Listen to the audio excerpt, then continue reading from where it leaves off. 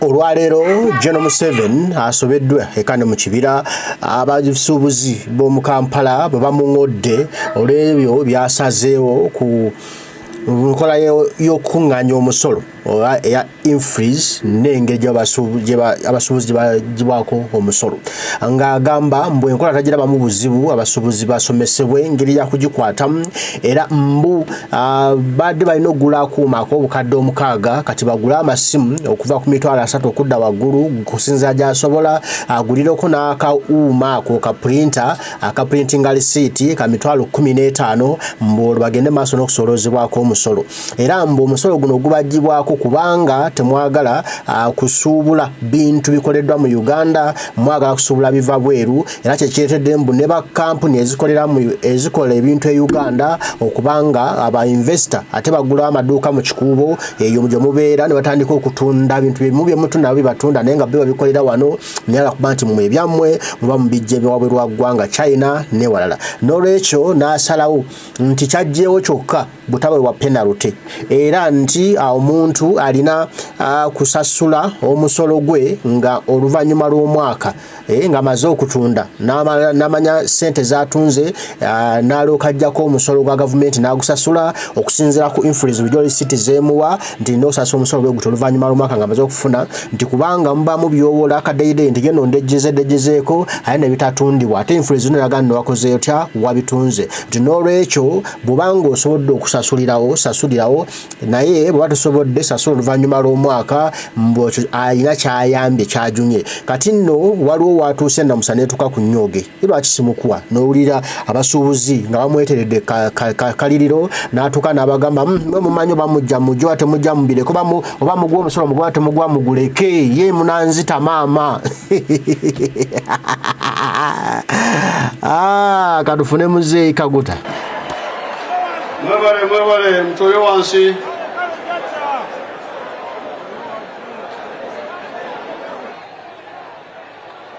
kubanga njagala tutegeregane bulungi ngenda kwogera mu luzungu. No, I will not speak in Uganda. I will not explain well.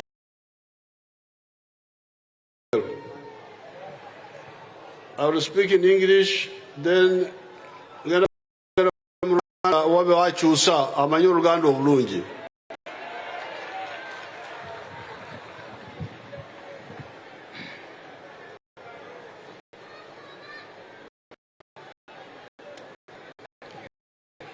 Now, who is translating? I'm here, Your Excellency. Sanja. I'm very happy to be here. Omukulembeze musanyifu nnyo okubeera wano. So that we discuss thoroughly. Tubeerenga mukubaganya naye ebirowoozo paka ku nkomerero. I said thoroughly.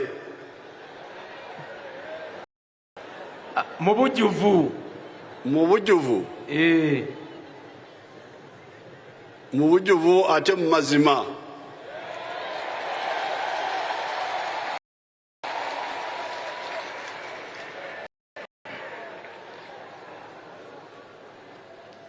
When I hear the other time I met in the State House with your leaders, omukulembeze bw'awulira luli bwe yasinkana abakulembeze bammwe mu State House Entebbe, what they were saying bye baali bagamba and what they are saying now, ne bye bagamba kati wano, and which you seem to agree with, era ebirabika nti mukkiriziganya nabyo, I think we need serious talk, and I'm here to talk with you. Ndowooza twetaaga okwogerera ddala era omukulembeze wano okwogera nammwe. The first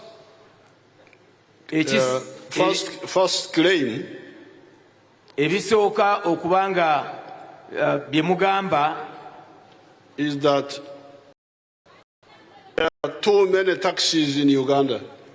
nti waliwo emisolo mingi nnyo mu ggwanga Uganda. This is not true. Kino si kituufu. And that's why I am here to talk with you. Yensonga lwaki omukulembeze ali wano ayogere nammwe. The policy of the government on taxes is quite deliberate. Enkola ya gavumenti ku misolo ya kigendererwa. We normally don't tax what builds Uganda. Tetutera kujja misolo ku ebyo ebiwa Uganda omuwendo oba amabanja. Ebizimba Uganda. Ebizimba Uganda. Ebizimba Uganda tetubiteeka. Translate that in good Uganda. Ebintu byonna enkola ya gavumenti ya Uganda eri nti ebintu byonna ebizimba eggwanga Uganda okugenda maaso tebabiteekako musolo. Or if we put tax, it is small tax. Oba bwe tuteekako omusolo gwina okuba omusolo nga mutono ddala. When we came from the bush, bwe twava mu nsiko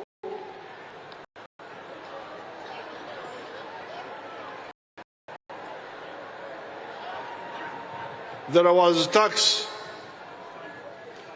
waliwo emisolo. There was tax on export of coffee. Waliwo omusolo mu kutunda emmwanyi okugenda mu mawanga ag'ebweru. It was called coffee export tax. Gwali musolo gwayitibwanga omusolo gw'ebyemmwanyi mu kutunda ebweru. We abolished that tax. Omusolo ogwo gwawerebwa. There is no tax on the export of coffee. Tewali musolo mu kutunda kawa waffe ebweru w'eggwanga. Or any other product which is sold outside. Oba ekintu kyonna ekiyinza okuba nga kitundibwa ebweru tekuli musolo. There is no export tax. Tekuli musolo gwa byakutunda bw'eggwanga ng'ebintu ebyo biva mu ggwanga Uganda ng'obitwala mawanga amalala. Yet, when NRM came into the government, that was the main tax, the main source of the government. Atenga gavumenti ya NRM yagira mu buyinza ogwo omusolo gwe gwaliwo ng'era gwe guyimirizaawo ebyenfuna by'eggwanga ogwo ogw'emmwanyi okuzitunda ebw'eggwanga. Show me a single export tax, just one. I don't want two, I don't want three, just one. President agamba nti wabeewo amulaga omusolo gwonna ku kintu nga kiva mu Uganda nga kigenda eggwanga ne bwe kiba kimu nayagala bibiri oba bisatu nayagala kimu product oba ekyetunzi ekifuluma eggwanga nga kiba omusolo. So there is no tax on exports of Uganda. N'olwekyo tewali musolo gwonna ku bintu ebyo byonna ebitundibwa okuva mu Uganda nga bigenda mu mawanga amalala. All of them. Byonna byonna. There is no tax on individuals, head tax, omusolo gw'omutwe. Tewakyali musolo ku bantu ku muntu kino oba omusolo ogwo gwayitibwanga ogw'omutwe. We abolished that. Gavumenti yagugaana. When I buy matoke from Mbarara or from somewhere within Uganda, President wagula amatooke okuva e Mbarara oba okuva mu kitundu kya Uganda yonna, I need to get a license. Kyetaaga okufuna kyokka ebeera license oba ebbaluwa emukkiriza okusuubula amatooke. And we were having battles with the people in Kampala here who were having too much imposer. Era President abadde n'entalo nnyingi ku bantu mu Kampala wano ababadde balina ennyingi ennyo gye bajja ku bantu mu butale. But the view of the government is that apart from the import tax, apart from the license, internal trade.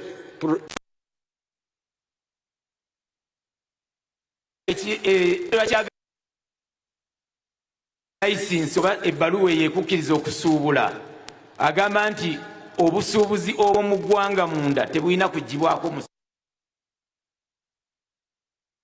Having battles with the local governments, with the imposer on the gonja sellers in Rukaya, all those who are doing internal trade, who have been fighting them. Era President abadde n'entalo nnyingi ne gavumenti z'ebitundu ezibadde zijjanga empa nga mu butale obw'okukubo ng'erukaya ku gonja ku nkoko n'ebintu byonna ebitundibwa nga biri mu ggwanga.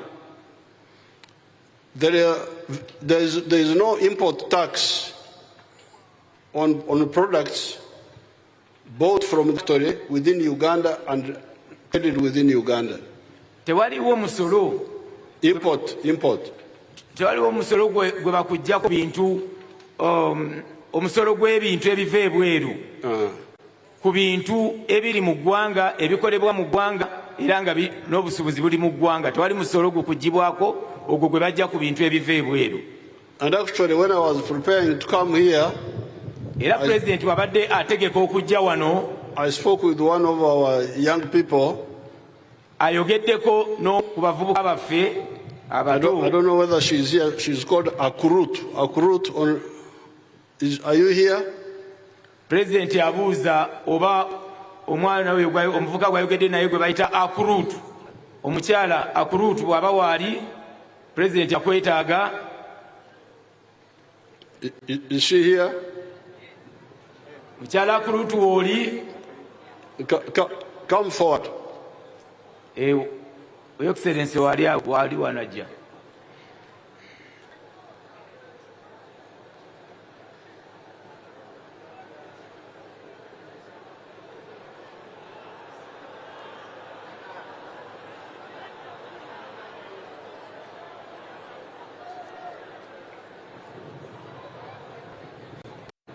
That lady omukyala ono is a former member of parliament for Katakwi.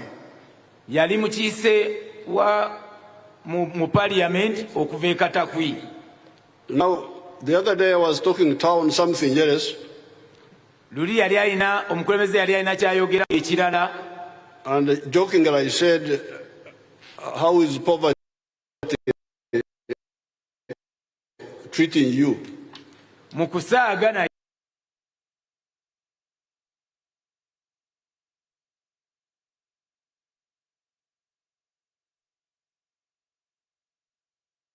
She said, you tell them what you told me. Thank you, Excellency. Again, by names, I'm called Violet Akuruta Dome.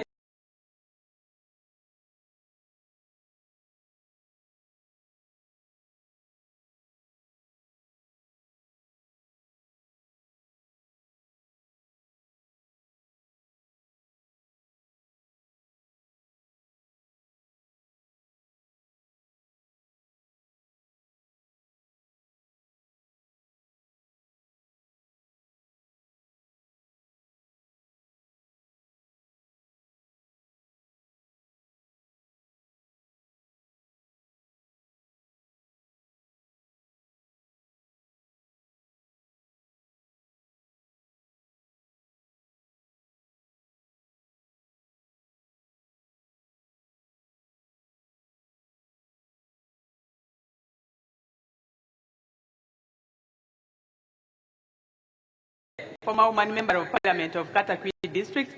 Indeed, Your Excellency, when we had that interaction, you asked me what I was doing. And my response to you was that when I lost in the election 2021, I had to scan around what I would do for myself in terms of business on it. And I said, no, I cannot go for business on importation. Honorable yalowooza ku ky'okugenda okujja ebintu ebweru ku bizinesi ey'okusuubula okuva ebweru naye n'alaba ng'erimu ebizibu bingi ekirowoozo ekyo n'akisuula n'afuna ekirowoozo ekirala. Yasooka n'alowooza ku kirowoozo ekyokusaka. So why didn't I do importation? Lindako, ekyokusaka okuva ebweru. Kyemukola kati abasinga muli mu kusaka. Kati n'agamba nti ekyo kankireke. Yes, while I was a member of parliament, we imported goods from China. It was actually just for my youth in Katakwi. But we faced a lot of challenges, withholding tax, importation tax, and I said, no, I can never do such a business again. Omukyala bwe yali akyali member of parliament yali mu bizinensi ey'okusaka okuva China ng'aleeta emijoozi naye nga basasula emisolo mingi omuli ogw'okuveru omuli ogwa withholding ogusigala omuli ogwa VAT yagenda okulaba nga emisolo mingi nnyo bw'aba ng'asaka ebintu ebiva e China. So I scanned around, I said what would be an easy business for me to undertake, and indeed I found a business on local products was quite viable. Bwe yatunulamu mubiri wo n'alaba nga waliwo business gy'asobola okukola ku ebyo ebintu ebikolebwa mu ggwanga ate nga esobola amagoba. I approached Mukano Industries and they gave me what they required for one to start a business, and indeed I presented what they needed for one to start a business. They needed one to be registered with VAT. You had to have a VAT certificate, you had to have a TIN, and then a minimum capital for starting the business. Honorable yagenda mu mukwano eri mu factory za Uganda n'ababuuza asobola okutandika business ne bamuwa ebisaanizo bye yeetaaga okutandika nga mwe muli certificate ya VAT, mwe muli registration, omuli tax identification number oba gye muyita TIN number n'abikyukiriza byonna, and also some minimum capital. N'akasente akatono kalinga capital kalina okutandika nako. And they asked me if I could be one of their distributors, and I really accepted to be one of their distributors, and I'm doing the business in the Eastern region. Ne bamugamba asobola okubeera amenya mu bintu oba asaasaanya ebintu byabwe no mu region y'omu Eastern, era ne bamuwa contract eyo oba ne bamuwa business eyo okulaba nti abeera asaasaanya ebintu byabwe ng'abitunda mu region Eastern. Your Excellency, I think it is quite a good business because then, like you said, it is about Bubu, buy Uganda, build Uganda. The only tax that we pay is the VAT, the 18% that actually as you load the commodities, you're given an e-receipt. Then later on when we are filing returns, it is deducted, your costs are deducted there. What we end up paying to URA is actually subtracted on what you already paid to URA on 18%, which to me as a business person is quite advantageous. Your Excellency, nti omukyalo oyo yatandika okukola business eyo era n'atandika okuba nti atunda ebintu. Naye ekirungi kyabyo nti omusolo gw'asasula ku bintu ebyo biri ku ggwanga oba ebya mukwano gwe musolo gwa VAT ate gwe bamuteekerako ku ssaawa eyo ng'atikka ebintu. Kati naye bw'agenda n'atikka n'agenda n'atunda yeesanga nga ajjako VAT ate n'asigazawo naye amagoba n'alaba nga bizinensi eyo nti nnyo. Your Excellency, if time allows, I would want to just be practical on this. For example, if my monthly turnover that I buy from Mukwano is about 100 million, there is already VAT of 18% in that. When I take these goods, I distribute in Eastern region, like I said, I'm a distributor. I get a profit of about 10 million. But at the end of the month, URA expects you to file a return on that, on the profit that you receive. Meaning, if I had not paid the VAT of 18, meaning on 100 million, I would have paid 18 million. But when I sell these goods worth 100 million, I get a profit of 10, meaning at the end of the day, what I filed to URA is less than the 18, which I had already paid to URA when I was purchasing the goods. So at the end of the day, instead of paying a VAT of 19,800,000, I only filed a return of 1,800,000 shillings, not 19,800,000 shillings. That is the advantage of the system. Yes, wangu na inja pike zako. Omukyala agambye nti miliyoni singa bwagulira miliyoni 100 yandibadde asasula VAT 18%, which is 18 million. miliyoni ekitundu 18 ku miliyoni 10 ze zandibadde miliyoni 18 naye weesanga nti bw'amala okutunda afuna amagoba ga miliyoni 10 ate n'afiringa returns mu kitongole oba nazzaayo mu kitongole kya Uganda Revenue Authority yeesanga nti mu kifo ky'okuba nti asasula miliyoni 19 mu emitwalo 8 asasula ate miliyoni Instead of 1,900,000 kati ebyekibalo kya VAT tugenda kubiyingiramu oluvannyuma naye kyembadde njagala kutandika nakyo nti bw'otabeera mu kusaka n'osuubula ebyawano import tax tabaawo. is not there. Okay, oyo bwino tumumaze. Okay. Indeed, Your Excellency. Import tax wabo abasaka kati kino ekyalo ekya VAT tugenda kukikola luvannyuma. So now Adome, yes. When you distribute, you are a wholesaler. Retailers buy from you. Yes, even the wholesalers buy from me. Even the wholesalers? Yeah, I do distribution. Uh-huh. Yes, So, ono mukyala agagawadde. What have they said? What have they said? Ayita mu agagawadde. Do I look poor? Ayita mu kusuya wano naye musuubuzi.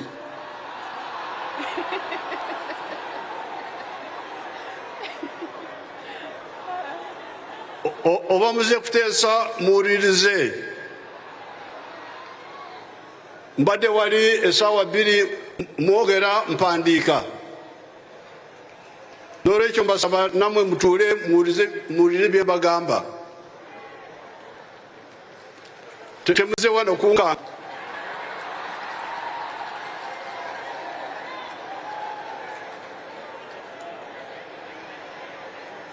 Mbadde wali essaawa 2 mpuliriza ekituufu n'ekifu byonna mpandiika wali. N'olwekyo nammwe muwulirize.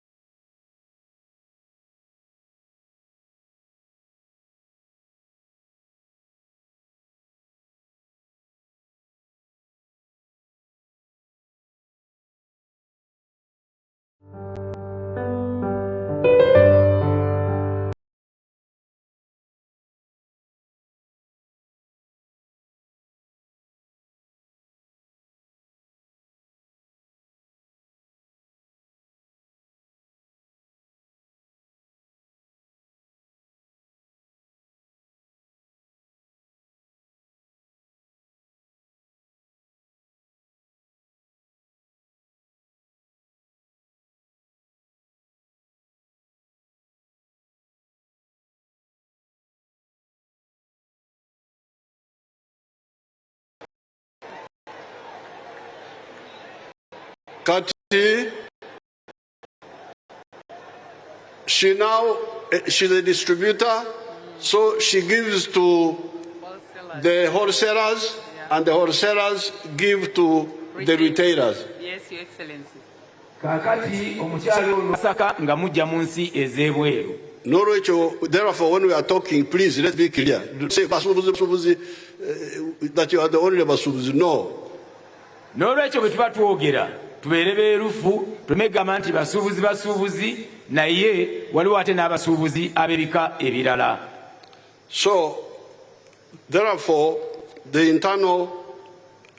internal distributors, the exporters, either don't pay tax or pay fewer taxes. N'olwekyo abantu baffe abo abali mu bintu abasaasaanya ebintu ebikoddwa mu ggwanga n'abo abatunda ebintu byaffe ebweru olumu tebasasulirako ddala musolo oba bwe guba weeguli guba musolo mutono ddala. Abamu tebasasulirako ddala. Exporters don't pay any tax.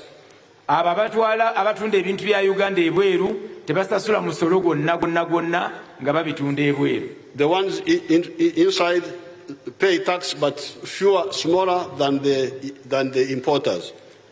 Abo abali mu ggwanga batunda eby'omu ggwanga basasulayo akasolo naye nga katono nnyo okusinga n'ogwo ogusasulwa ku bintu ebiva ebweru. But even the ones who import, naye n'abo era abajja ebintu oba basaka ebintu ebweru, it depends what you import. Kisinziira ku ekyo ky'osaka okuva ebweru. If you import machinery, bw'oba oleeta ebyuma to process things here, okuba nti bikola ebintu wano mu ggwanga oba ng'ebya factory, you don't pay any tax. You don't pay import tax. If you import raw materials, bw'osasula ebintu ebyo ebikozesebwa mu kampuni zaffe oba mu factory zaffe wano mu Uganda, you don't pay tax. Tosasula musolo. There is what we call raw materials. Waliwo bye bayita ebyo ebintu ebikozesebwa okolamu ebintu ebirala mu factory. There is what we call intermediate products. Waliwo kye tuyita ebyo ebintu ebirongoseddwamu akatono. There you pay the East African tax of 10%. Awo musasula omusolo ogutwala mu region ya East Africa gwa kitundu 10 ku buli 10. If you import pharmaceuticals, singa oba osase ebyo ebyeddagala mu malwaliro gaffe, initially you don't pay taxes. Mu kusooka tosasula misolo gyonna. But in the future, when we start making our own drugs, ne mu maaso eyo nga tutandise amadagala gaffe, we shall have to protect our manufacturers by putting tax even on the imported pharmaceuticals. Tujja kutandika okuteeka omusolo ku ebyo eddagala eriva ebweru okukuuma zino factory zaffe ez'eddagala ze tunaba tutandise mu ggwanga lyaffe Uganda. So therefore, the issue which is on the table, n'olwekyo ensonga zino ezimmeeza wano, is import of consumer goods which are not medicine, which are not machinery, which are not raw materials, and which are not intermediate products. This is what we are talking about. Ensonga eri ku mmeeza wano y'ensonga ey'ebintu ebiva ebweru w'eggwanga nga bisakiddwa nga tebiri mu group ya byaddagala, ebirongoseddwamu, ebiri mu byuma ebikozesebwa mu factory, wabula ya bintu ebirala bikozesebwa mu maka ffe naye nga tebiri mu kategori ziri ezitagibwako omusolo. And our taxation on those items is deliberate. Era enkola yaffe ey'okujja omusolo ku bintu ebyo ebitali mu eno kategori ya kigendererwa. These people who don't explain it to you clearly and guide you, the officials. Lwakuba nti abantu bano abakungu ba gavumenti tebabannyonnyola bulungi ne muba nga mubitegeera ensobi eri ku bakozi ba gavumenti. So that's why I am very happy to discuss with you. Y'ensonga lwaki omukulembeze musanyufu nnyo okuba wano nammwe akubaganya ebirowoozo nammwe. It is more than 60 years since African countries got independence. Kati tusoba mu myaka nga 6 okuva ensi ebbendobendo lya Africa lwe lyafuna obwetwaze. Bwe batandika okufuna independence. Lwe batandika okufuna obwetwaze. But many of these countries are still backward up to today. Naye ensi zino nnyingi eza Africa zikyali mabega nnyo paka ekiseera kya kaakati. One of the problems is this one.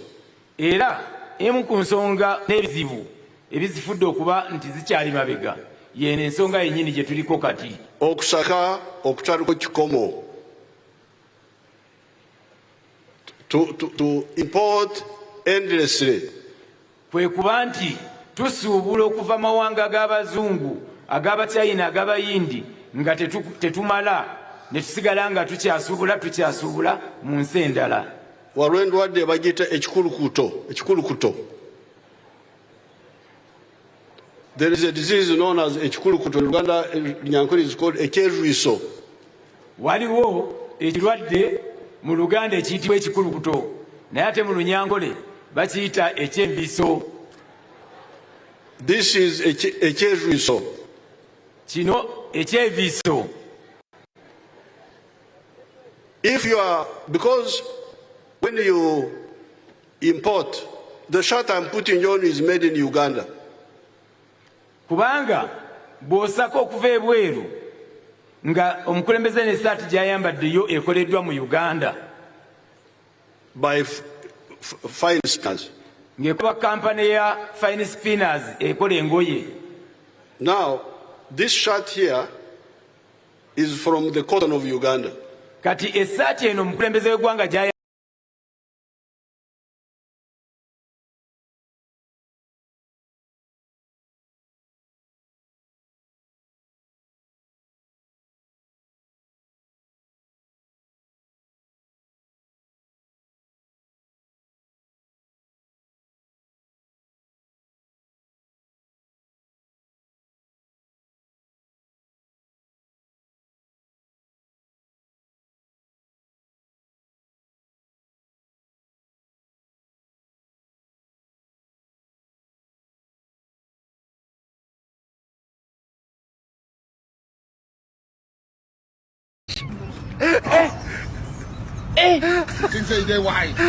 Aujourd'hui aussi c'est un autre jour. Le monde part en...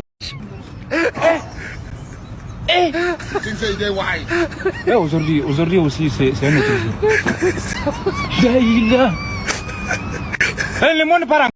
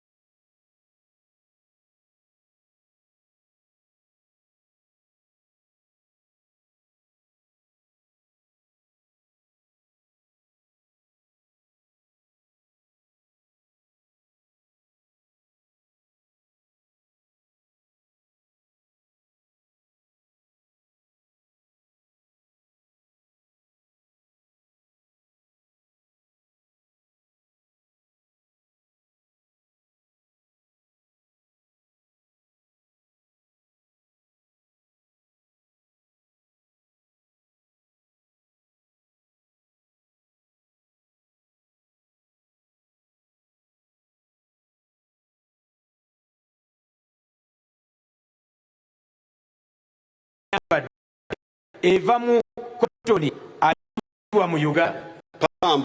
Pamba ilimibwa mu Uganda. Therefore, our people got money by growing the pamba.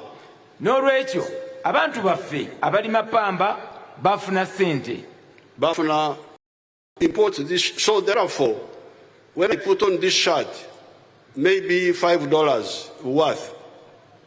N'olwekyo omukulembeze bw'ayambala essaati eno osanga nga egula $5 n'agyambala ng'ekoleddwa mu Uganda. The 100% of money it remained here in Uganda. Ekitundu 10 ku 10 kwezo sente essaati zeegula zisigala wano mu ggwanga lyaffe eya Uganda. And created 6 levels of jobs. Ate era essaati eyo yateekawo emitendera 6 egiyo gyonna nga giteekawo emirimu gy'abavubuka baffe bannayuganda. The cotton, okusimba pamba, ginning the cotton, okumugyamu pamba, spinning, okumukolamu ewuzi, weaving, okumugyamu engoye ezikola engoye, printing, okuteekamu erangi, and tailoring. N'okutunga.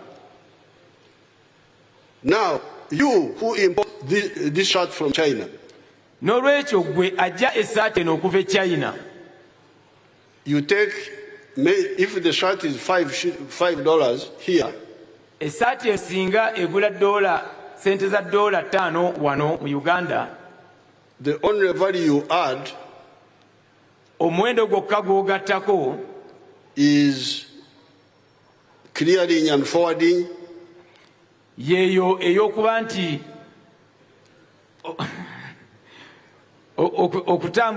okutambuza n'okuyingiza mu ggwanga, loading on the lorry, okutikka ku mmotoka eyo eya loole egenda okuba nti etambuza engoye ezo, maybe the shop assistant.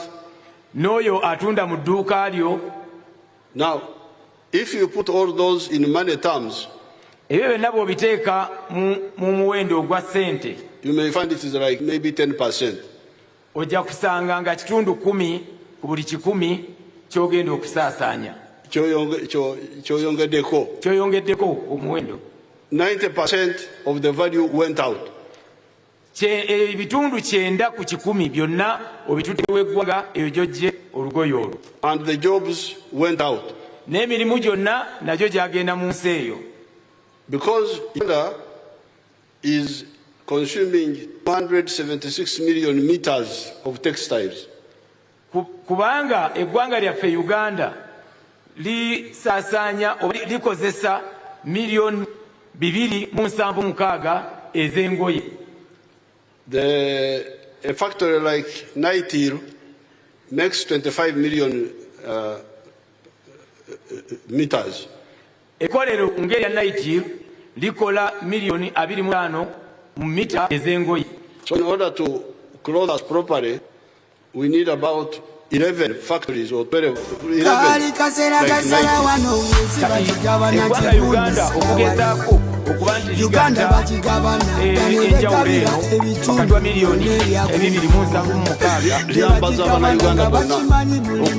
Okusobola okwambaza abannayuganda byonna tuba twetaaga amafactory nga Nightil 11. Nightil alone employs about 1,500 people.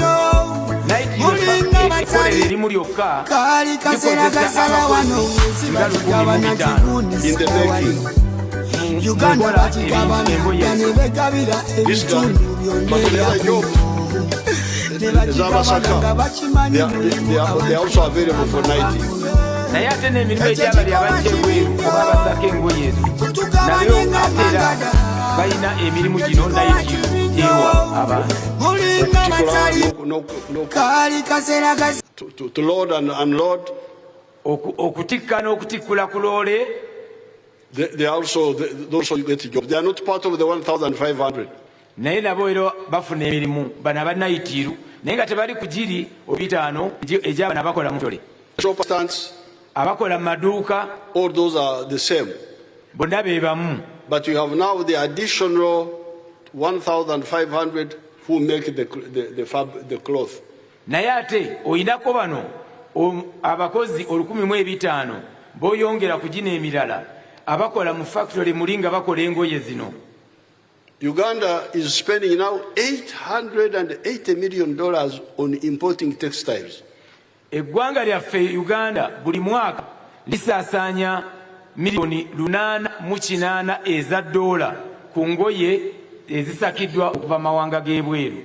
That means all the money we earn from coffee, about $900 million.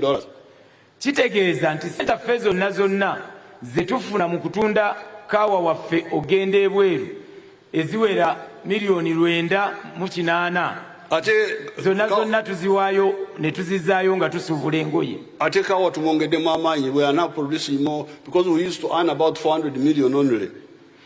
Ate kati eggwanga kaawa limwogeddemu amaanyi twalinga tufulumya miliyoni 4 zokka mu dollars. Now we are getting 900, but all of it goes back to kusaka engoye.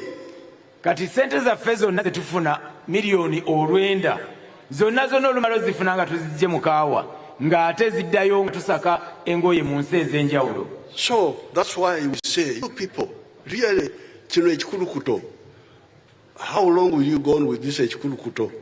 N'olwekyo bantu mmwe kyetuva tugamba nti naye ddala kino ekintu ekyokuba nti ssente zaffe zonna tuziwa amawanga amalala tunakoma wano okutambula n'ekikulukuto kino ekya ssente z'eggwanga nga zifuluma eggwanga. This is why we say we tax in order to encourage our people to buy the Ugandan my shirt like this one, so that we close off the kusaka, and if we are to kusaka, we kusaka ebintu ebinene ennyo enyonyi bye tutasobola naye kino kyetusobola nakyo okukisaka kyakuswala.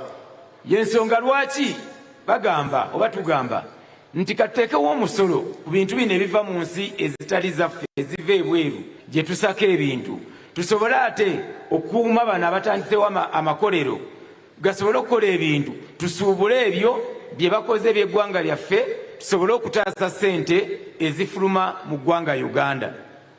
This is the main point. Eno y'ensonga enkulu. Yes, we are looking for taxes. Kituufu tunoonya emisolo. And we are looking for the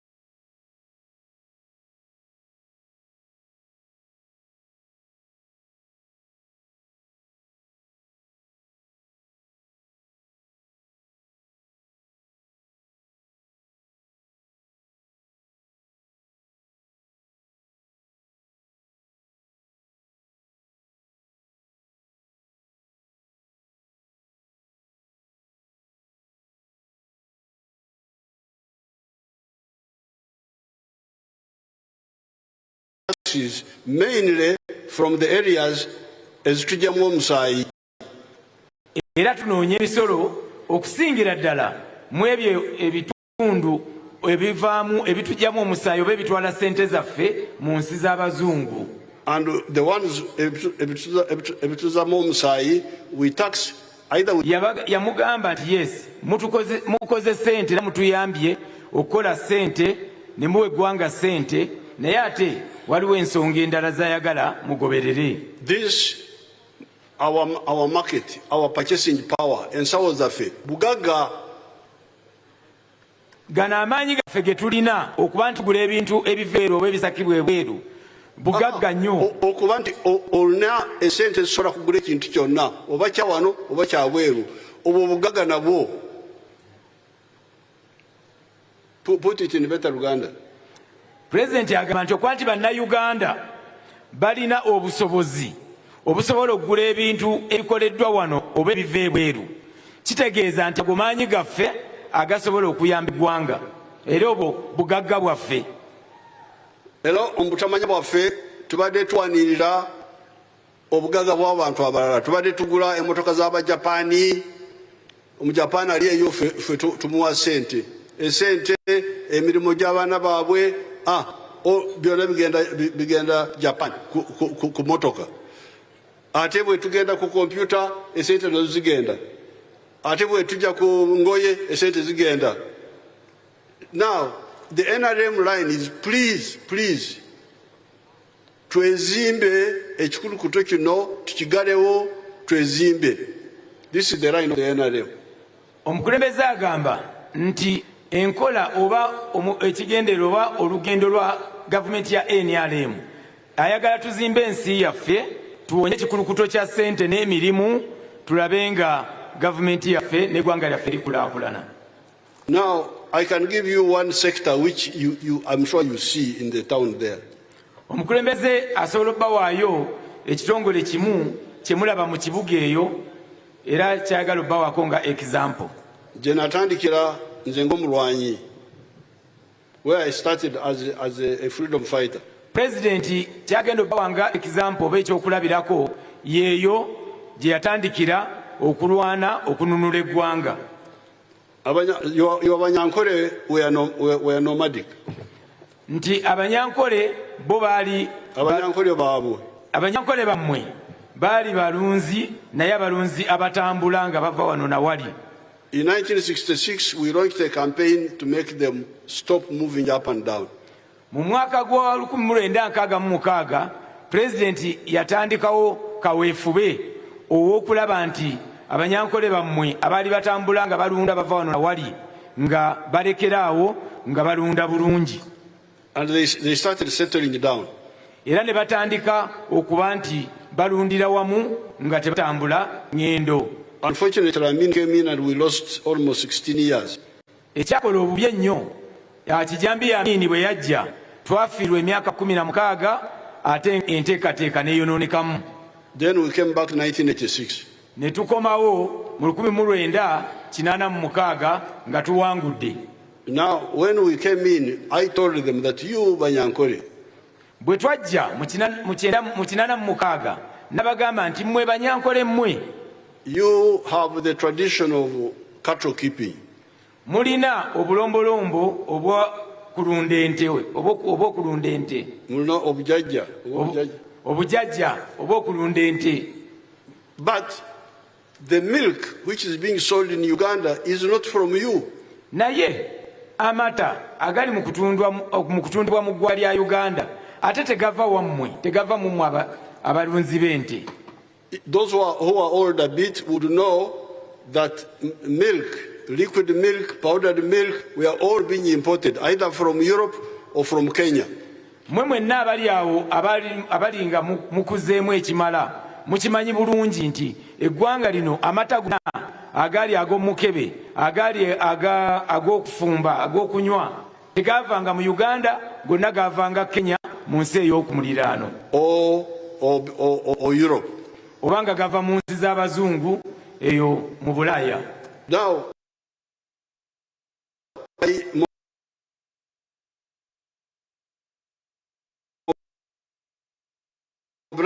Nyankole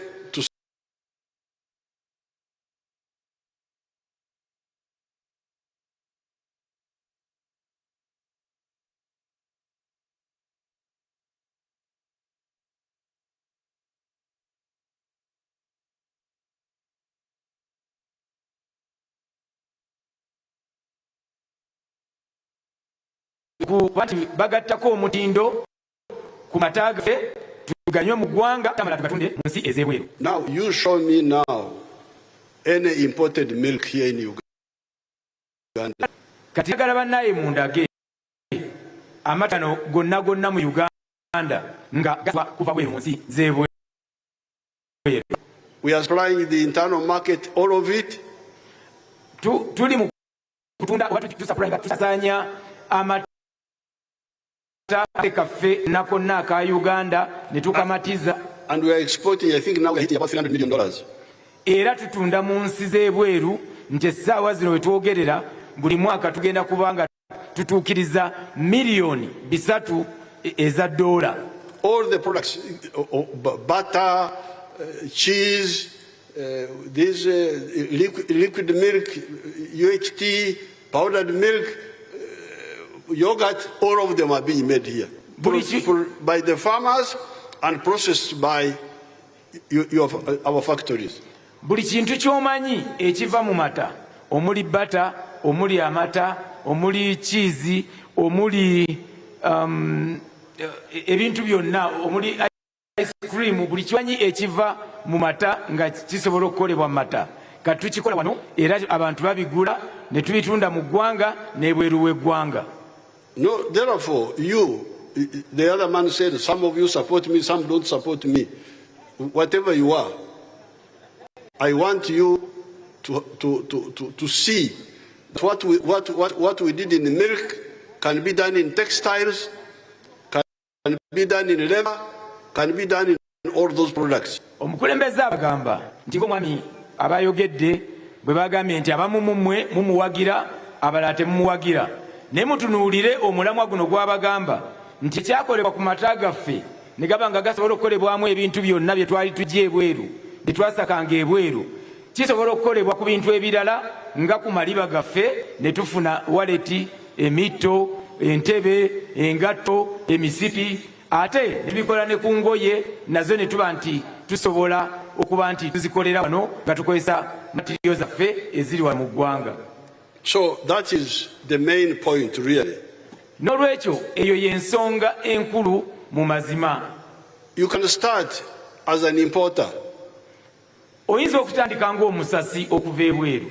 But you must know that if you love your country, you must graduate and become not a sucker, but the one who makes, who cultivates his own field. Naye bw'oba ng'oli muntu ayagala eggwanga lyo, wadde ng'otandise ng'omusasi, naye ate osobola okweyongerako omutindo ba levo n'otikkirwa n'ogenda ku levo endala egenda okukola ebintu ng'obikolera wano n'oba nti otuukiriza okwagala eggwanga lyo.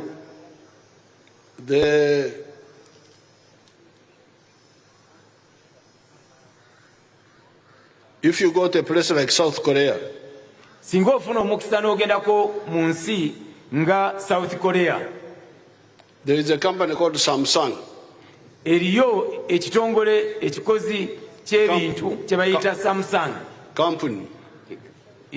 Company gye bayita Samsung. They are now making computers, making very complicated things. Kati essaawa zino bakola computers n'ebintu ebyo eby'omulembe nnyo ebitali byangu. But the founder of Samsung in 1931, when I went there, they told me he was importing textiles in South Korea. Naye ate ekyewuunyisa mu mwaka gwa 1931 eyatandikawo kampuni ya Samsung yali asuubula ngoye ng'azijja mu nsi endala ng'azitwala mu South Korea. Now is a big manufacturer and exporter. Kati essaawa zino we twogerera mukozi akola ebintu ate era ng'abitunda wabweru wa South Korea mu nsi ez'enjawulo. A man called Dangote, a Nigerian, omusajja Omunigeria gwe bayita Dangote was started by importing cement. Yatandika na kusaka cement. But now he's got big factories of cement in Nigeria. He's now building a petroleum refinery and so on. N'essaawa zino azimbye kampuni eya sementi mu Nigeria ate era azimbye n'ekkolero eryongerako omutindo ku mafuta mu Nigeria. This is what I told Sector long ago. Bino bye yabadde ng'agamba Mwami Issa Ssekitto ebbanga lyonna emabega eyo. Now, what I would like you to do is to see you graduate from Osaka to making the products here. Kati omukulembeze kyagamba nti ayagala okubalaba nga mweyongerako omutindo bamugenda ku ddaala eddala muve mu kusaka ate tulabe nga tukolera ebintu wano mu ggwanga lyaffe. Now the problem, you say The government doesn't support local investors. Rubbish. That's a lot of rubbish. Kati mugamba nti government teyamba ba investor oba ba musigansimbi ababayunga bannayuganda nti government tebayamba n'agamba ebyo tabitegeera byabwewusa Mbizimudde. abizimudde byabwewusa. I got figures here. Ayina wano olukalala ne bwino 450 companies in Namanve. kampuni 450 e Namanve. 315 of them are Ugandan. 315 zonna za bannayuganda. That is 7%. Bintundu 7 ku buli 100 kampani eziri e Namanve za bannayuganda.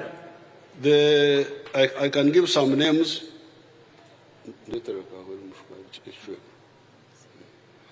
I can give some names here. Asobola okubawaayo okumanya agamu aga kampani ezo ez'abannayuganda. Gastalule of Ntake Group or something like that. Ayina mwami Gastalule akulira kampani ya Ntake Group. Ayinayo ekkolero e Namanve. Badru Mwanga of Luka Plastics. Mwami owokubiri Badru Mwanga owa kampani gye bayita Luka Plastics oba ekola ebintu mu plastika. Joseph Yiga, Steel and Tube. Ayinayo mwami Joseph Yiga omwera ku bakoze kampani Namanve nga munnayuganda eya Steel and Tubes naye yaweebwa ettaka e Namanve. Tom Kitandwe has got a factor of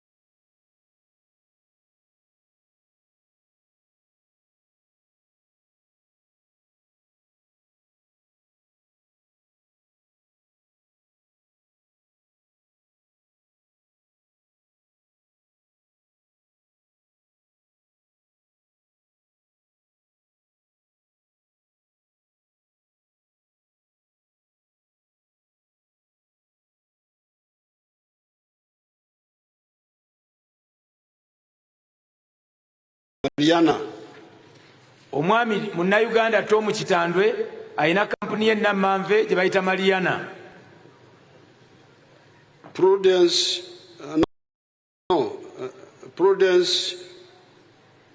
Ukonika Bella Wines. Omukyala era ne wano ezo muzijje mu kusaka muzireete wano mu ggwanga naffe nga Uganda mutuzzeemu omusaayi. And that's how I said, they said land, I said we shall get you land. Era awo bwe bagamba nti twagala ettaka n'abagamba nti yes tujja bawa ettaka. They should come and tell us who frustrated you, who did not give you land.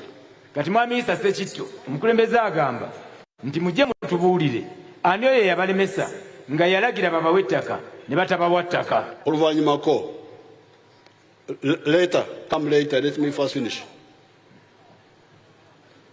Nti omukulembeze mulindeko amalirize ensonga ze bulungi tugenda byogeramu eddako. So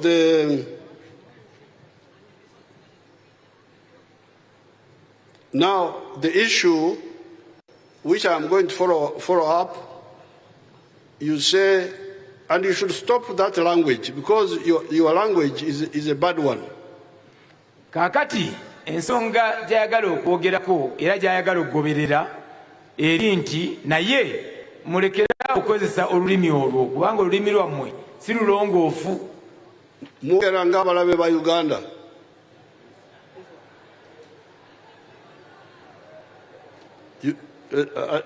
Kino saagala kukyeka mu luzungu obuli w'abazungu. Kino kyaffe kya munju. Now, the Bible says, Bible egamba nti tubategeerera ku bibala byabwe. We shall know them by their fruits. It's okay. Bayibuli egamba omukulembeze abagamba nti Bayibuli egamba nti bajja tutegeerera ku bikolwa byaffe oba ku bibala byaffe. Now, the challenge Africa has is having people of moyo gwa Uganda, moyo gwa Africa. Kakati bantu mmwe okusomoozebwa Africa kwerina kwe kuba nti tetulina bantu ba moyo gwa Africa moyo gwa Uganda. Now, moyo gwa Africa moyo gwa Uganda is okuzimba Uganda. Omwoyo gwa Africa moyo gwa Uganda kitegeeza nti ozimbe eggwanga Uganda. Now, a Chinese has come and set up a factory for making, like the one of Kapeka, for making floor tiles. Kakati Omuchina ze ataddewo ekkolero ery'okkola ebintu kati ng'eriri e Kapeka erikola tiles zaffe ez'omu nnyumba n'aliteekawo e Kapeka. In the past, Uganda was importing floor tiles of $40 million. Emabegako gye tuvudde eggwanga lyaffe Uganda libadde lisaka tiles ezo oba butafaali obwo nga buli mu $1 million buli mwaka. Now, the Chinese has saved us that chikulukuto.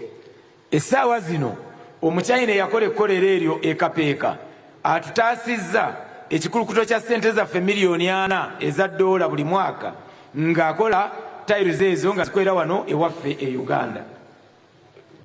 Kati waliwo Sekito n'abalala bamuvumirira.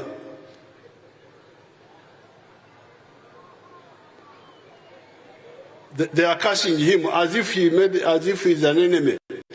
Kakati essaawa zino bannange Sekito n'abalala banne bavumirira Omuchina oyo eyakola tiles wano n'atuwonya ekikulukuto ng'alinga eyakola omusango.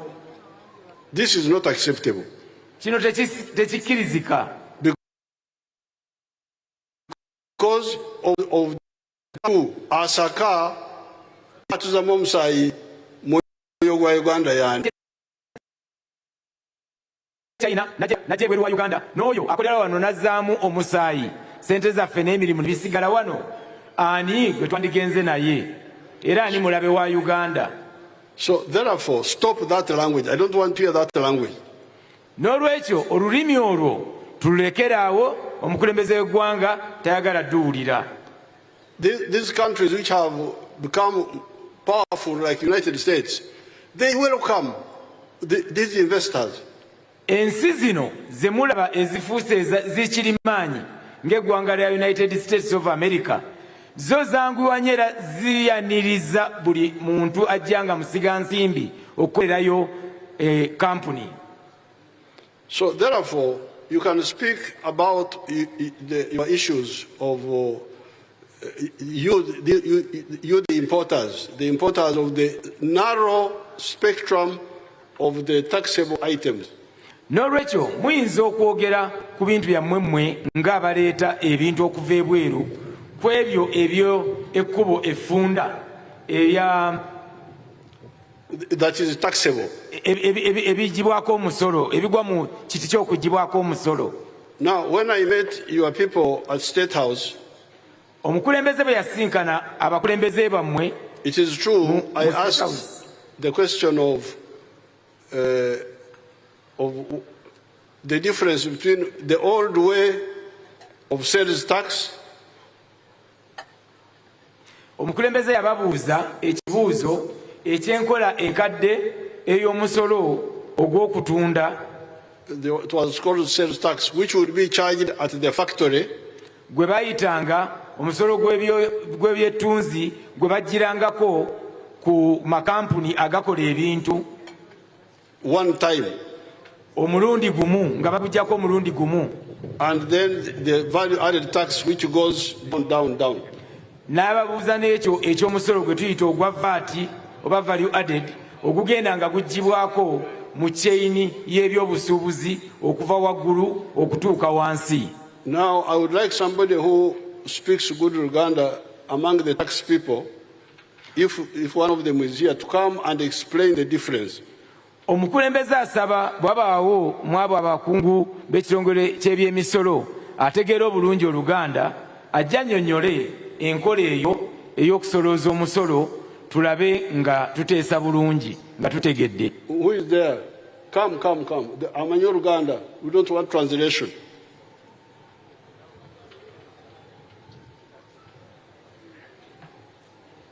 Who knows? Wali wuyo, Your Excellency ajja. Kagwa lyawo.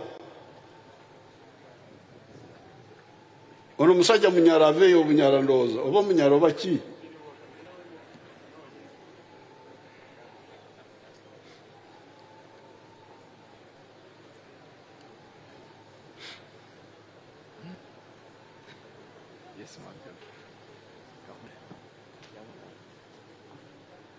Your Excellency, Minister ne Abasubuzi mwenna bali wano olwaleero. Omusolo gwa sales tax. But where is the example eri gyemwampeereza eya sukari? You remember the example you gave me, if you can remember? Yes, Your Excellency. But use round figures, don't use 3.33 30 cents, please. Use round figures. Bw'obanga oyina sales tax eyaliwo mu myaka gy'ensanvu eyakoma mu 1996 nga tuteza VAT, engeri gye yakuŋŋaanyizibwanga yabeeranga ku factory. Nga ku factory bw'omala okumukuŋŋaanya katugambe nti akasawo ka sukaali ku factory okaguze emitwalo 10 nga ojjako sales tax katugambe nti abeera ku 18%, let's say. Ku bitundu 18 ku 100 kiba kitegeera nti kubeerako omusolo gwa omutwalo gumu mu kanana ze zibeerako kati nga bw'omutwala mu maduuka ago obanga totaddeko musolo mulala gwonna omutunzi asemba okutunda aba tajjako musolo. Kakati ekintu ekyo kyali kitegeeza nti omusolo ogwo gubeerako mutonoko gavumenti ate erina okujja omusolo ku bintu ebirala. Ekirala kyali kitegeeza nti nannyini factory eno baali bakunganya sente ntono. Twali tukunganyanga sente ntono ku sales tax. Kati bara nti lindako akasawo ka sukaali kaguze emitwalo 10. Kati omusolo gwa sales tax gwa 18% kitegeeza nti oyongerako omutwalo gumu mu 8. So omusuubuzi the wholesaler yandisasudde emitwalo 11 mu 8 ku factory nebikomaawo gavumenti nejjako mutwalo gumu mu 8 zokka. Kati genda mu maaso. Ate nga kyategeezanga nti ku sales tax ono owa factory ono yakozesanga amasannyalaze nga kubeerako omusolo ogwa 18, n'akozesa amazzi, n'akozesa ebintu ebirala byonna nga packaging material, ebyo byonna byabeerangako omusolo. Naye nga ate omusolo ogwo agugatta mu muwendo guli gwagenda okusasuza, gwagenda okutunza omutunzi asembayo. Kati naye bw'oba ogeze ku VAT ku kasawo ako ak'emitwalo 10 kubeerako VAT wa mitwalo 1 mu 8. Kati mwamala bwakatunza omuntu agenda okuddako okutunda, katugambe nti ow'omukikuubo nga naye nga si retailer, katugambe nti retailer bwakatunda, retailer agamba nti yalako sente meka, sente zange meka, ng'agamba nti ngenda kuteekako amagoba gange ga mutwalo gumu. Kati wakwongera ku mutwalo gumu kiba kitegeeza nti alaba nti nasasudde eri omutwalo 10 mu 11 mu 8 nenyongerako omutwalo gwange ogumu egibeera emitwalo 12 mu 8. Okwo n'alyoka ateekako VAT we 18. Bw'ateekako VAT we 18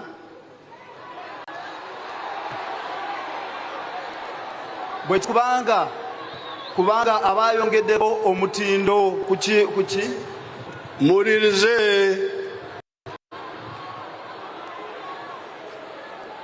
muwulirize aba ayongeddeko omutindo ku kasawo ka sukaali kano ke yajje ekakira n'akaleeta mu dduuka lye.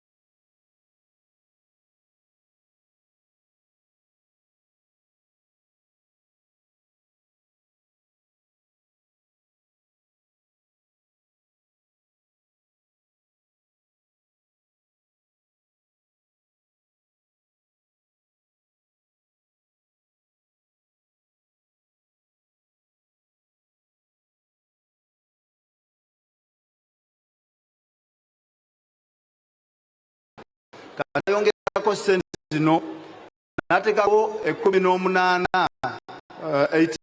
18% ebitundu 18 ku 10 kankozesa round figure ya emitwalo 15 kale n'ateekako 18 kiba kitegeeza nti mu kifo ky'ogumu akanaana. So that is the advantage. Eyo gwe mugaso oba kye kirungi ku sayidi ya gavumenti. But individually, naye ku bwakinnoomu the contribution is small. Nti kyowaayo kitono ddala.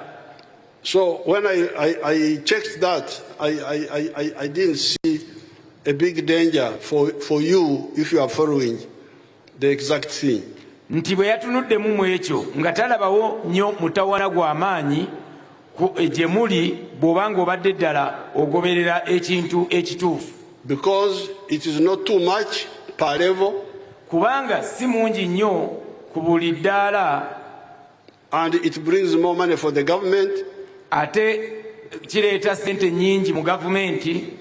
And it protects our factories. Ate ne kikugira oba ne kikuuma factories zaffe, company zaffe ezikola ebintu wano mu ggwanga obutagwa. So I think you should study it more. I don't see any danger there myself. Nti mpozi tuyinza okwongera okyetegereza ennyo naye ye tannalabawo bulabe bw'amaanyi mu mbeera eyo. Because it achieves the three things. Kubanga kituukiriza ebintu ebisatu waggulu. First, more tax collection for the government. Ekisooka gavumenti efuna omusolo mungi ogusingako. Then each level the contribution is small. Ate ku buli ddaala contribution oba ekigibwako kitono kitono. Etafali otaddeko. Etafali ly'otadde ku gavumenti liba ttono. Therefore what you are saying, double taxation, is not correct. N'olwekyo abamu kye mubadde mugamba nti babajjako emisolo emirundi ebiri si kituufu. No, you get only one. Osasula omulundi gumu. And you don't pay what the other one has already paid. Ate gwe tosasula oli asoose gwe yasasudde. And it protects our factories. Era kikuuma amakolero gaffe agali mu ggwanga. Now, what you should study with a smaller group of your leaders and the tax people. Nti twetaaga twekenneenye ne tiimu yammwe, gurupu entono y'abakulembeze bammwe ne bano abayabya emisolo. Because what you said was that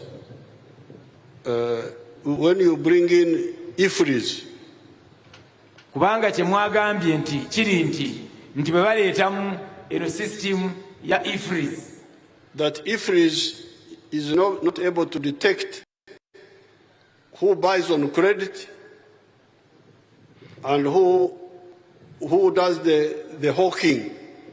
IFRIs oba system eno nti yo temanyi ani aguze ku bbanja oba ani agenda okutembeeya. And they assume that every buying is cash. System eno ya IFRIs yo eraga nti buli kimu ekigulwa baba kiguze na ssente. Bano bagamba nti kirabika IFRIs ekitwala nti buli agula asasule cash. Ng'omukulembeze bw'agambye nti mwe mukitwala nti IFRIs eraga nti buli ekiguliddwa oba ekitundiddwa obeera osasudde ne ssente nga za buliwo. So how do you answer that, the tax people? Bannabyamisolo kino mukiddamu mutya mwami Kagwa?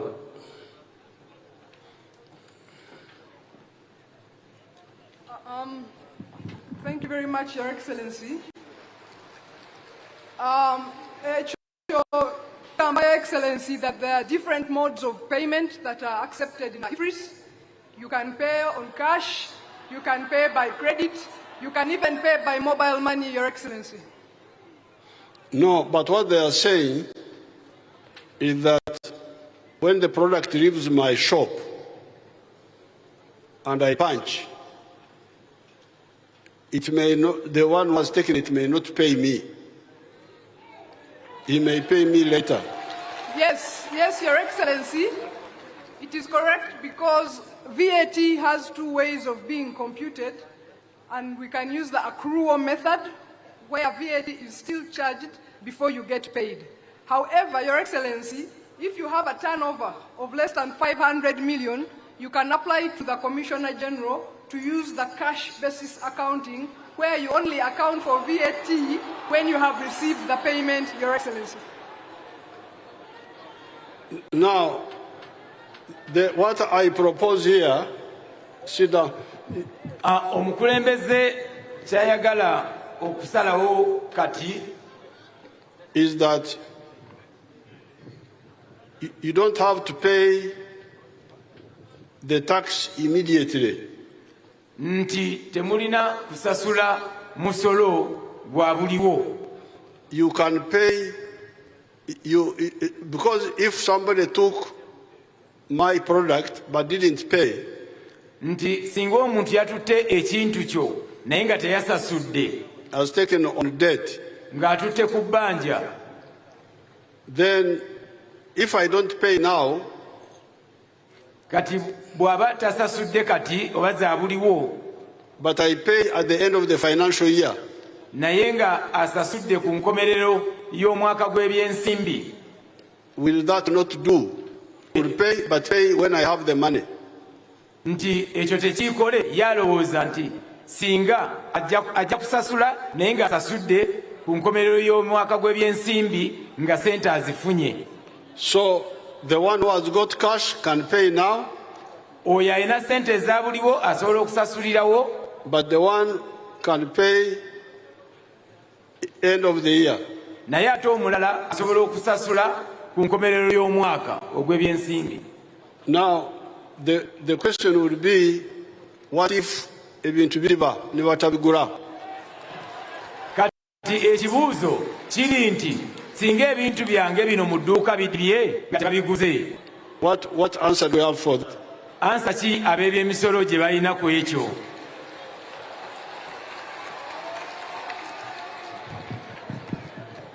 Excellency the President, I'm John Musinguzi.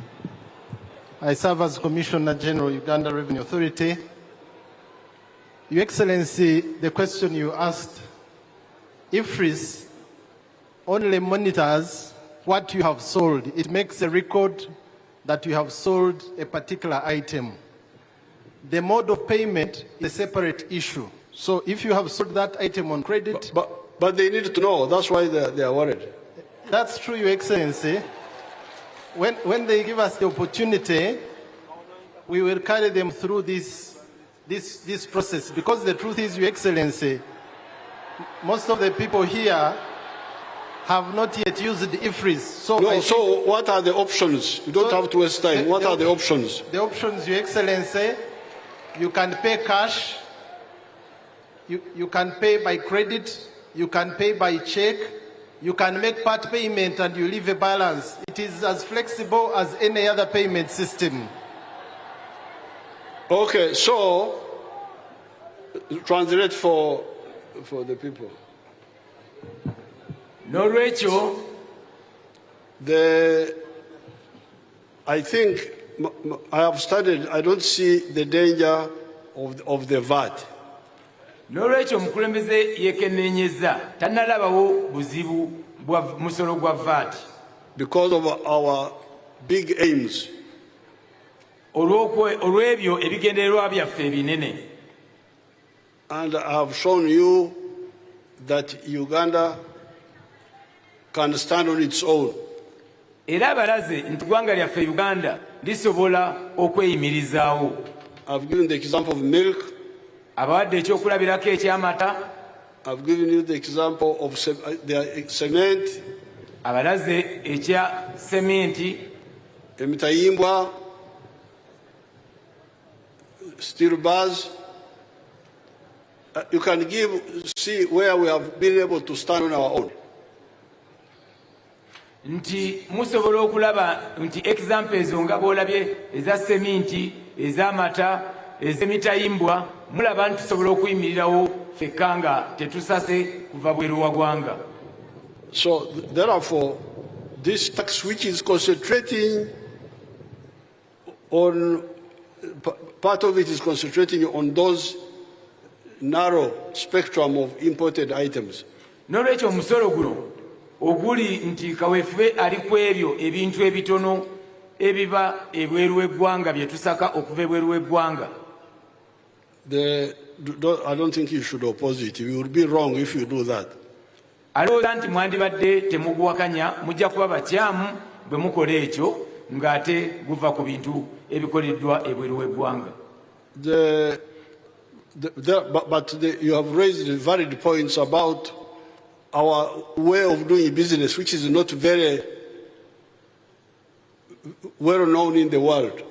Naye muyina ebintu oba ebirowoozo bye mulogeddeko wano ebyenkola gye tukola mu bizinesi etali nnungi nnyo. Yaffe ya wano yaffe enkola yaffe ya wano. Enkola yaffe ya wano ey'enkola mu bizinesi. Ey'okugamba nti sirina sente mpeera ze ndi kusosola oluvannyuma. Okwewola. Genda otembeye bw'onaatunda onkomezewo sente. So there, the issue is not whether we should pay the tax, but when we pay the tax. Ensonga teri nti oba tusasula omusolo naye omusolo guno tugusasudde ddi. Now I would like to have flexibility. Kati omukulembeze abadde asaba abayagala tufunewo awo okubeera nga tuli tugozaamu. That if you can pay cash, you pay. Nti bw'oba osobola okusasula sente eza buliwo sasula. But if you can't, pay later. Ne bw'oba tosobola sasula oluvannyuma. Now, what if the goods don't get sold? Kati watya singa ebintu ebyo tebitundiddwa mu dduuka. Bidiba, how do we handle that? Ebintu biri mu dduuka ekigenda kikola tutya? Babitwala naye ne batabigula ne bikomawo. Nti ebintu ebyo singa babijja mu dduuka ne babitwala ne babitembeya ne bitatundibwa ate ne bikomawo tukikola tutya? That's what I would like. I want some answer there. Your Excellency, ekyo bwe kibeerawo mu IFRIS waliwo option ey'okuwa credit note ky'otutte n'okikomyawo nga tokitunziza o issuinga gye bayita credit note eyo seeru n'esazibwamu.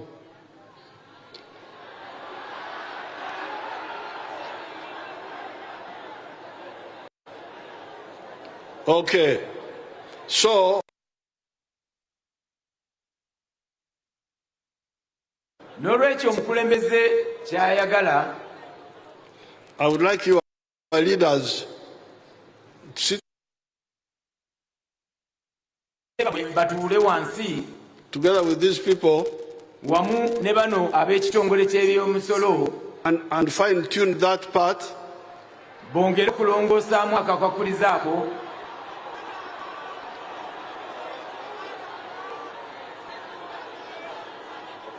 and fine tune that part.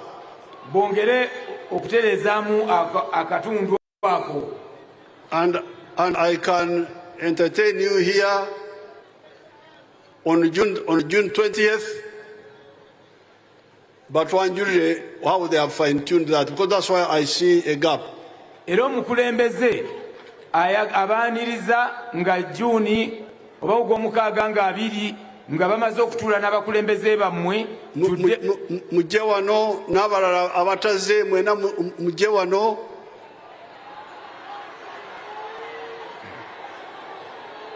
but wanjulire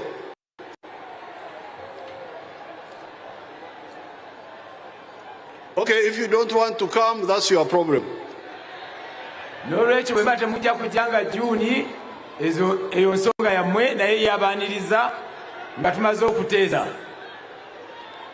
Now, no, finally,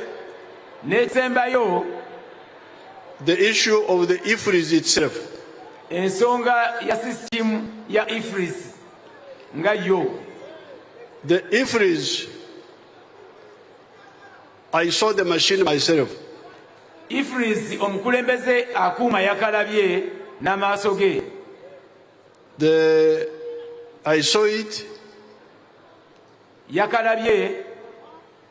And I tried to use it. Nagezaako kakozesa. I think you can learn how to use it. Era musobola okuyiga okukakozesa. But if you don't want to use it, ne bw'oba toyagala kakozesa, they say you can use your phone. Bagamba nti osobola okukozesa essimu yo. What is the cost of the phone? Essimu egula sente mmeka? Ebbeeyi y'essimu.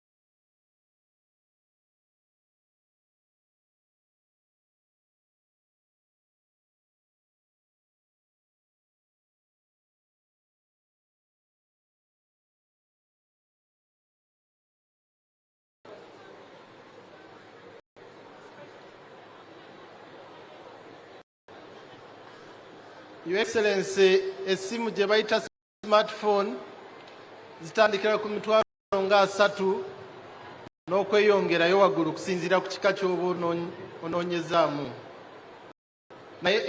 The fashions which are made here may not be liked by some of the people.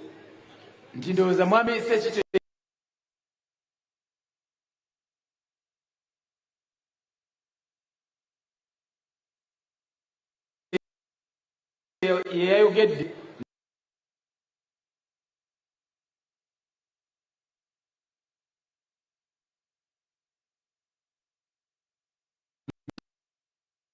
zimu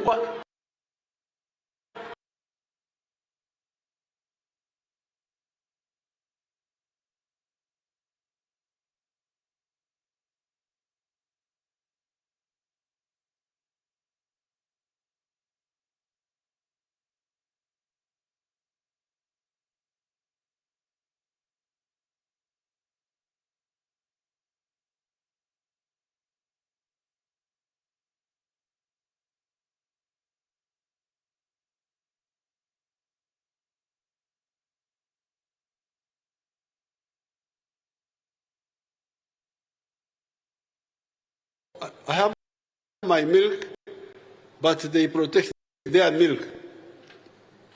Kati aina amatage naye ate bali bakugira amataga abo.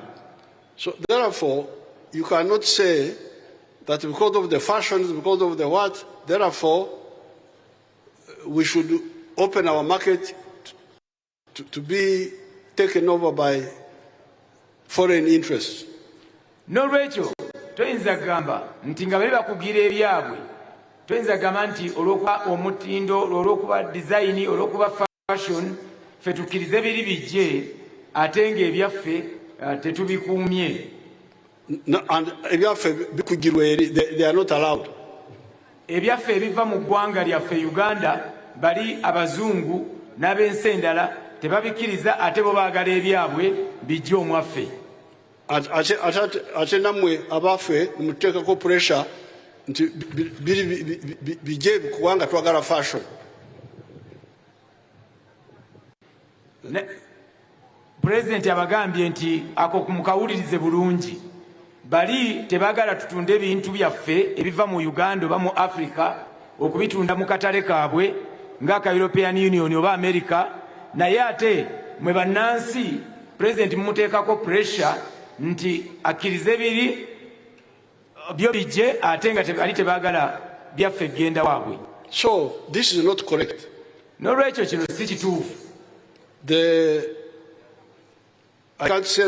cannot sell our milk to European Union. We cannot sell our sugar. Tosobola kutunda mata gaffe mu mukago gwa Europe mu bazungu. Tosobola kutunda sukali waffe mu bazungu. We cannot sell beef. Tosobola kutunda nyama yaffe mu bazungu. Yet our beef is better, but they are protecting their beef. Ate nga ennyama yaffe esinga naye bo bakuuma nnyama yaabwe na katale kaabwe. Maize. Kasooli. So you are now working for those people who don't want us to develop. Kati muba mufuuse abakolera bali ensi ezo ezitwagala tukulaakulane wabula zo zitufuula akatale. So therefore, if you want to buy fashion, then pay more tax. N'olwekyo bw'oba oyagala okugula omutindo ne fashion, then kkiriza osasule omusolo nga mungiko kulwa fashion yeyo. So that at least we get that advantage. For 2 days mbadde ndaba ekifaananyi kya Madam Teacher nga ali n'omukulembeze waffe nga it is making rounds on social media. Wait a minute. Okuva eyali ow'ekitiibwa bwe baamukwata ku ssala Buganda region twasigala tuli ekifo kiri vacant nga tetulina vice president kubanga yali vice president nenga ensonga esembayo omukulembeze abagamba akulira omulanga okumanya banfiirwa ne replacement yange yabula tutuula wansi n'abantu ne president w'eggwanga yennyini nga mutudde naye wansi. Madam Teacher ali n'omukulembeze waffe nga it is making rounds on social media. Tulabe bwe tuyamba abasuubuzi abalina obusobozi bamukwata kusala Buganda region twasigala tuli ekifo kiri vacant nga tulina vice president kubanga yali vice president nenga aseka aga okumanya banfiirwa ne president yange yabula The one of the 25% and 5%. vice president ensonga ey'omusolo ogw'ebitundu 25 kikumi n'akabitano kikumi Because one of the speakers raised a good point about East African tax. tukiwa nitwekulemu omulimu buli omwalo nekyoyisiye oli waddemba okulondaho nalimumwanga kivumbi oli waddemba okujja n'olunda yina gweoyagala kukola muye ani asaana nayinza kusaidi yange ayendosi adamu tica yes kano akalimu kawono kagenda kubeera transparent teketaaga nandaga muntu wenaweno toyina kyogenda kwekwasa obutalonda jangu mu comment section ani bwewandiika wani bwola basaanidde okubeera vice president Uganda region waliwo ayinza okumaba kati era oleeta mukyala olede honorable Zedriga waali wa northern region kati abakyala babeerewo babiri yes abakyala babiri bakola omwami omu neno mubusiramu bwoba ogenza okulya ebbanja nga bakugala leeta abajulizi abagenda okulukuunya endagaano bateekeko omukono leeta abajulizi abasajja basatu bw'oba obeera nga waliwo abasajja babiri nga tewali wakusatu bw'oleeta omukyala bagaateekako n'omukyala owokubiri abakyala babiri bakola omusajja omu kati abakyala babeerewo bakola omusajja yes adamu tica omumanyi mwe ng'atudde wali eri ku pano buli omu amukaaba onalebo namboze nanga ndeka enjogereko nze yoyo yes for her exceptional services yes kyekimunonza kati naawe jangu mu comment section olondogwo ojja kumbulira ensonga lwaki tolonze edi mutwe please jangu olonde otubulire gwa kalungu kawani nuwa mutwe Bobi yanga kabaya lwaki tolonda nze wano sigenda kusaba ndaga muntu gwe jangu otekewo buteesi mwani Buganda oyagala vice president seba kasajja kajja kubeera kasete bali mwana okulonda omuntu adda mu bigere ebyange siya let our enemy celebrate victory over us ekyo tomanyi omukulembeze bekozeemu dda omulimu nga balonze naye bino ebyaffe si bye ebyenkomeredde okusalawo tukulekera just eno request nakulaga bantu wani gwe balinamu nnyo interest gwe balaba gwe bawulira ddalingi waabwe naye si kyekyekomeredde omukulembeze waddeokulonda yenna gwayagala bino just kwewamu bwewabugezigezi nakuteekawo gavumenti esse ka Dubai kaabwe Meaning the Dubai, meaning we export other people's merchandise. Nga kitegeeza nti Dubai gye mutegeeza kwe kuddamu okuleeta ebintu mu Uganda ne muddamu ne mubitunda mu mawanga amalala naye nga by'abantu balala. I don't want Uganda to be Dubai. Tayagala Uganda kubeera Dubai. Because Dubai had to be Dubai because they had no alternative. Dubai eyo yafuuka Dubai ekiseera ekyo kubanga eggwanga Uganda teryalina kyakukola nga tulina kubeera Dubai. It was a desert. Yali ddungu. They were not producing anything other than maybe some fish. Baali tebalina byonna kye bakola okuggyako ebyennyanja. So therefore re-exporting products made from Malaysia, from I don't know where, China, was better than nothing. N'olwekyo ebiseera ebyo okuleeta ebintu nga be Dubai okuleeta ebintu baddamu ne babitunda amawanga amalala nga bivudde Malaysia, China, ekiseera ekyo kyali kirungi. Kyali kisinga okutabeera na kintu kyonna. Put it in kyali kisingira ddala okuba nti temulina kintu kye mulina nga muleeta ebintu nga baleeta ebintu e Dubai ne babitunda mu nsi endala naye nga babijje mu nsi ndala olw'okuba baali tebalina kye bakola eyo enkola yali nnungi ekiseera ekyo. Naye but you Uganda who is so rich, you instead of developing your own product ne wezingamya and then you say my job is to export other people's products like Dubai. Dubai did it because they had no alternative. naye kati mmwe bannayuganda bali mu Uganda engagga erina ebikozesebwa byonna n'amateriyo zonna abasobola okukola ebintu bw'ogamba nti naawe ojja ebintu e China, e Malaysia, e India oddemu ebukize ensi ezitulinaanye obeera mukyamu nnyo kubanga ebintu by'oba oleeta biba bisobola okukolebwa wano mu Uganda. And we shall get more advantage if we do them here than we exporting other people's products. Era tujja kuba n'emikisa mingi nnyo n'omugaso mungi singa ebintu ebyo bisobola okukolebwa wano tubikolera wano okusinga okubeera abatunda ebintu by'ensi endala ebikolebwa abantu abalala abatali bazaagala. I have given you the challenge of the milk industry. Abawadde okusomoozebwa kw'amata mu katale ak'amata. What is the problem when you export to the neighbors, to Algeria, to the Middle East, the milk products of Uganda? What do you lose? Kizibu ki ekiriwo okugira amata ogatunda Tunisia, Algeria, Kenya, banneighbours baffe bonna oba baliraanwa baffe ne bagula amata gaffe bulabe ki obukirimu okuba nti amata gaffe tugatunze mu nsi ezo instead of re-exporting other people's products. Okusinga okusaka ebintu by'abalala ne tubireeta ate ne tubitunda mu nsi endala fuuse ababatundirako. So finally the issue of the fund for the government. N'olwekyo ensonga y'ensawo ezo eza gavumenti. It is true we don't have money for imports. Kituufu tulina sente z'ebyo ebisakibwa especially naddala ebyo ebintu ebikwa tulina sente mu Uganda Development Bank ez'amakolero ez'okuzimba amakolero.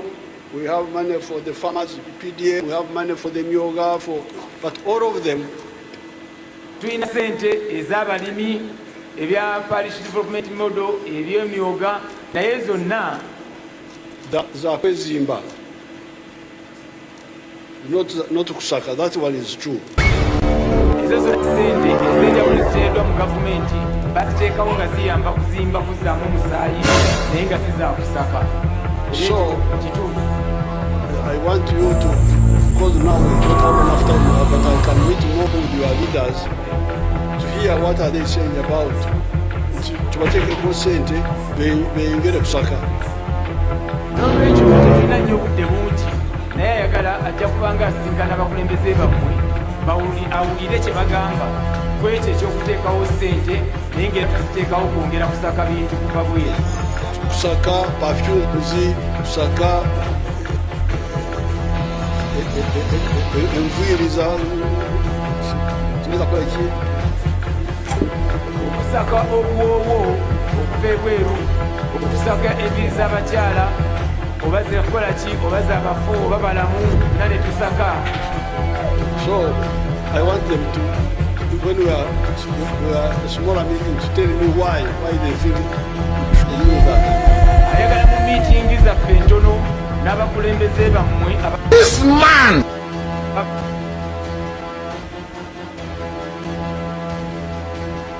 Don't want peace.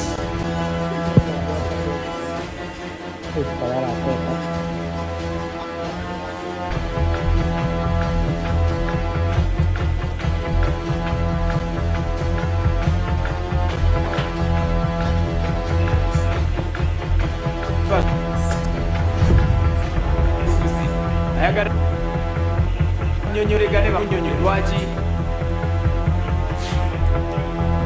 tulina okukola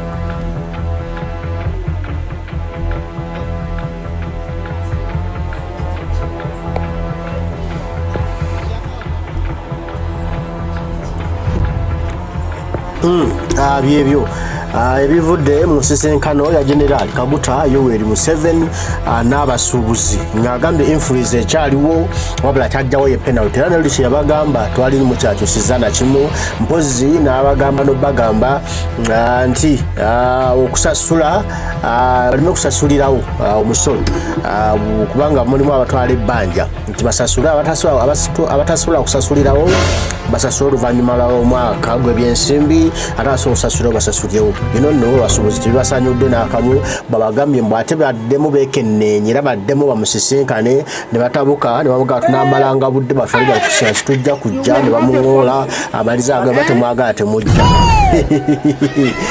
kale Uganda yeeyo Abasubuzi jo tubagamba twaleeta kalakasi tujjeko sajja ne bawandiika n'ebiwandiiko kugamba poliisi ebakuume muno aba opposition abakujja kumenya nti bajja mu kibuga bajja kwonoonera emmaali kati bali mu kuwoloma mwongere okuwoloma ate nga tabayambye atajja kubayamba okujja nga musente kalakasi ntumeka ntujjako nakyemalira ne mweyagalira mu nsi yammwe Kyagulanyi n'abateekera omusolo gumusaani ne mweteekera omusolo gumusaanidde okufuna kuba tayinza kubafoosinga mbu mulina kutunda byawano kyokka nga quality enfu ate nga ne byabakako okutunda kampuni zaabwe abagamba ba China nenga kampuni zaabwe zasali musale naye bebateko bi kampuni zaabwe na producing agantu batalinaako bumanyirivu ne gabirawo ga half quality gafira mu lunaku lumu ne bagabakaka mu gatunde kyokka nga taba consumer tebagaga baga omuntu olugugula agamenyeka gafirawo gononekerawo abantu tebagagala kati bagala mu busubule quality bagala musubule ebintu bitalina mutindo bo bafune sente muna Uganda afiirwe kyali mu kubakaka Abasubuzi kibatakkiriza naffe kitajja kukkiriza katawo tuwotera akagwa n'okakwasa Kyagulanyi n'asobola okutereeza eggwanga lyaffe ne tulyeyagaliramu mbagala nnyo banywanyi mwena gye muli Omukama Katonda Donna Ruganda Mugereka gwe nsaba bankuumire tujja kuba tuddamu batayi mweraba